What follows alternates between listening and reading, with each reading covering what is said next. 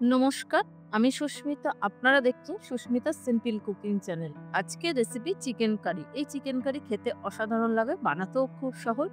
ঘরে থাকা অল্প উপকরণ দিয়ে বানানো যায়। তাহলে চলুন রেসিপিটি দেখে নেওয়া যাক। প্রথমে আমি গ্যাসে কড়াই বসিয়ে দিয়েছি। কড়াই ভালো করে গরম হয়ে গেছে। ওতে দিয়ে দিলাম পরিমাণ মতন সাদা তেল। আর দেবো ফোড়ন। ফোড়নে দেবো তেজপাতা, গোটা জিরে হাফ চামচ, গোটা গরম মশলা, মধ্যে আছে এলাচ, লবঙ্গ, দারচিনি আর এক টুকরো জয়িত্রী। এবার ফোড়ন কয়েক সেকেন্ড নাড়াচাড়া করে প্রথমে ভেজে নেব, যাতে ফোড়নটা পুড়ে না যায় সেই দিকে খেয়াল রেখে ফোড়ন প্রথমে ভেজে নেব। ফোড়ন ভালোভাবে ভাজা হয়ে গেছে। ওতে দিয়ে দেব দুটো বড় সাইজের পেঁয়াজ, একদম ঝিরিঝিরি করে কেটে নিয়েছি যাতে তাড়াতাড়ি ভাজা হয়ে যায়। পেঁয়াজ দিয়েও আমি প্রথমে লাল করে ভেজে নেব। তাপটা এই টাইমে বাড়িয়ে দিয়েছি, যাতে পেঁয়াজটা কমিয়ে দিলে তাপটা পেঁয়াজটা নরম হয়ে যাবে, জল বেরিয়ে যাবে, অনেকটা সময় লাগবে ভাজতে।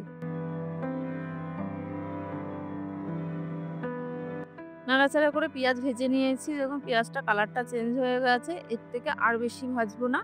এবার ওতে দিয়ে দেবো ৩টে কাঁচা লঙ্কা, একদম ঝিরিঝিরি করে নিয়েছি। তার সাথে দিয়ে দিলাম ২ চামচ রসুন। আদা রসুন আমি একসাথে বেটে নিয়েছি। আদা রসুনও কয়েক সেকেন্ড তেলে ভেজে নিতে হবে, যাতে আদা রসুনের যে একটা কাঁচা গন্ধ থাকে সেটা চলে যায়। আদা রসুন ভাজতে ভাজতে ওতে দিয়ে দিলাম একটা বড় সাইজের টমেটো, একদম ছোট ছোট করে নিয়েছি। টমেটো একসাথে ভেজে নেব।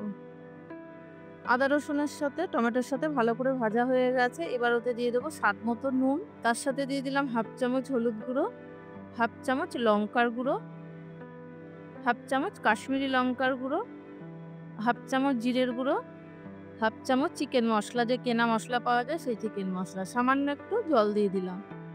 জল দিয়ে ভালো করে মশলা প্রথমে কষিয়ে নিতে হবে, যাতে টমেটোটাও নরম হয়ে যায়, মশলাও ভালো করে কষানো হয়ে যায়। ভালো করে কষিয়ে নিয়ে দিয়ে দিলাম ২ চামচ মতন টক দই। আর দিলাম বাটি ধুয়ে সামান্য একটু জল, যাতে টক দইয়ের সাথে মশলার সাথে পুড়ে না যায়। এবার টক দইয়ের সাথে মশলার সাথে ভালো করে কষিয়ে নিতে হবে। যতক্ষণ না মশলা থেকে তেল ছাড়ে ততক্ষণ অবধি মশলা কষিয়ে নিতে হবে। মশলা যত কষানো হবে মাংসটা খেতে তত ভালো হবে। দেখুন মশলার সাথে ভালো করে টক দইয়ের সাথে কষিয়ে নিয়েছি, তেল ছেড়ে দিয়েছে। এবার ওতে দিয়ে দেবো আগে থেকে ৫০০ মাংস, মুরগির মাংস আমি পরিষ্কার করে ধুয়ে জল ঝরিয়ে নিয়েছি। সেই মাংস দিয়ে দিলাম। মাংস দিয়েও ভালো করে নাড়াচাড়া করে ৩-৪ মিনিট ধরে ভেজে নেব, যাতে মাংসের কালারটা চেঞ্জ হয়ে যায়। সেই অবধি মশলার সাথে মাংসের সাথে কষিয়ে নিতে হবে। মাংসের কালারটা দেখুন চেঞ্জ হয়ে গেছে। ভালো করে মশলাও কষানো হয়ে গেছে। এর থেকে আর বেশি আমি কষাবো না। এবার ওতে দিয়ে দেবো সামান্য একটু চিনি। মিষ্টিটা দিলে খেতে খুব ভালো হয়। চিনি দিয়ে আবারও ভালো করে নাড়াচাড়া করে মিশিয়ে দেব। মেশানোর পর দিয়ে দিলাম গরম জল। হাফ কাপ মতন আমি গরম জল দিয়ে দিলাম। জলটা অবশ্যই বুঝে দিতে হবে, যেহেতু মাংস ভালো করে কষিয়ে নিয়েছি মশলা, আর খুব বেশি কারি করব যেহেতু চিকেন আজকে, ওর জন্য জলটা খুব বেশি দেব না।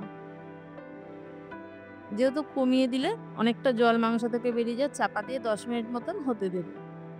১০ মিনিট পর ফিরে এসে মাঝখানে একবার নেড়ে দিয়েছিলাম। আবারও দেখে নেব, দেখুন মাংস থেকে কতটা জল বেরিয়ে গেছে। আবারও ভালো করে নাড়াচাড়া করে মিশিয়ে দেবো। এখনও আরেকটু হবে, যেহেতু কারি কারি রাখবো, ঝোলটা অনেকটাই আছে। আবারও চাপা দিয়ে ১০-১২ মিনিট মতো মিডিয়াম তাপে হতে দেব। ১২ মিনিট পর ফিরে এসে ঢাকাটা খুলে দেখে নেবো, দেখুন ঝোলটা অনেকটা টেনে গেছে। চিকেনটা দেখে নিচ্ছি সেদ্ধ হয়ে গেছে। এর থেকে আর বেশি ঝোল শুকাবো না, আবার ঠান্ডা হলে অনেকটা কমে যাবে। নামানোর টাইমে দিয়ে দিলাম গুঁড়ো গরম মশলা। তার সাথে দিয়ে দেবো সামান্য কাসুরি মেথি।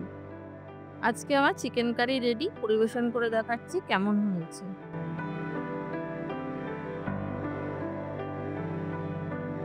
এই ছিল আজকের রেসিপি। ভালো লাগলে অবশ্যই সাবস্ক্রাইব করার অনুরোধ রইল। পাশে থাকা বেল নোটিফিকেশনটা অন করে দেবেন। আমি কোনো নতুন ভিডিও আপলোড করলে সবার প্রথমে আপনাদের কাছে পৌঁছে যাবে। আবারও দেখা হচ্ছে নতুন কোনো ভিডিও নিয়ে। ভালো থাকবেন, সুস্থ থাকবেন।